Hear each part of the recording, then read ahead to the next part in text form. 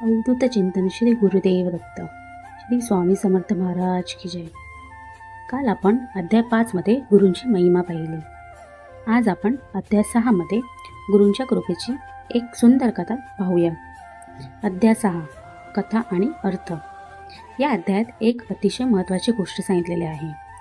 गुरु आपल्या भक्तांची कशी परीक्षा घेतात आणि त्यांना कशी कृपा देतात. एक ब्राह्मण होता. तो खूप गरीब होता, पण त्याची श्रद्धा खूप मोठी होती. तो नेहमी गुरूंची भक्ती आणि नामस्मरण करत असे. त्याच्या घरची परिस्थिती खूप वाईट होती. खायला अन्न नव्हते, पैशाची खूप अडचण होती, पण तरीही तो कधीही देवावर किंवा गुरूंवर नाराज झाला नाही. तो मनात नेहमी म्हणायचा, माझे गुरु माझी काळजी घेत आहेत. योग्य वेळ आल्यावर ते मला मदत करतील. गुरूंची परीक्षा. एक दिवस गुरु त्यांची परीक्षा घ्यायचे ठरवतात. गुरु त्याच्या घरी येतात, पण साध्या माणसाच्या रूपात. ब्राह्मण त्यांना ओळखत नाही, पण अतिथी म्हणून त्यांचे स्वागत करतो.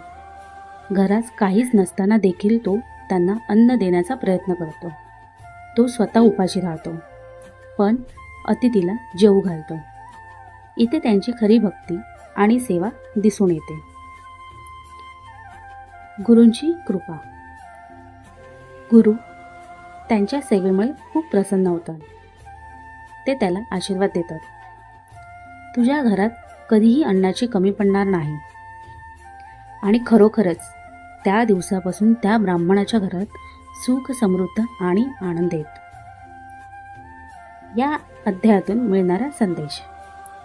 गुरु नेहमी आपल्या भक्तांची परीक्षा घेतात. खऱ्या मनाने केलेली सेवा कधीही वाया जात नाही.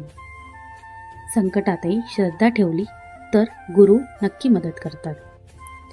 अतिथी सेवा हीच देवसेवा आहे. म्हणून मित्रांनो, आपण कितीही अडचणी असलो तरी गुरूंवर आणि देवावर विश्वास ठेवला पाहिजे. गुरु आपल्या भक्ताला कधीच सोडत नाहीत. श्री गुरुदेव दत्त. श्री गुरुदेव दत्त. श्री स्वामी समर्थ महाराज की जय. व्हिडिओ आवडल्यास लाईक करा, शेअर करा आणि चॅनलला सबस्क्राईब करायला विसरू नका. आणि उद्या आपण अध्याय 7 पाहणार आहोत, त्यामुळे नक्की भेटूया. धन्यवाद. श्री स्वामी समर्थ. श्री स्वामी समर्थ. श्री स्वामी समर्थ.